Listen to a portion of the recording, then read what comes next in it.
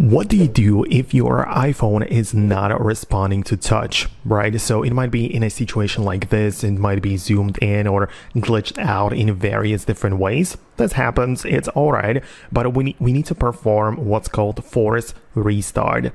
And this can be done by using this trigger, right? So you have the volume buttons on the left side of the device and you have the power button on the right side. And what I want you to do is perform a sequence of pressing the volume up, volume down, and then holding down on the power button on the other side. So it's gonna look like this in reality, right? So volume up, down, and holding down on the power button. You can see that something has started to change already, but as you can notice, I still keep the button pressed. The screen went black. I still keep the button pressed, and once the Apple logo appears, I can lift my finger and basically wait for the iPhone to start up normally. Hopefully it's going to be normal at this point.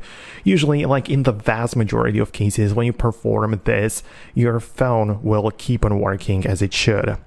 There is a minority of cases when there is like an actual fault in the display, and in that case the literal LCD is like broken and it's not going to be enough to just restart it like that. But as you can see, in my case, I can just type in the code and the phone is working normally. You know, I can move around and everything works the way that it should. So if your iPhone doesn't respond to touch, that's what you need to do, and hopefully it's gonna get it working. So I hope it helped. Let me know if it did in the comments below. Subscribe so you don't miss videos like this one, and I'll see you later in the next uploads.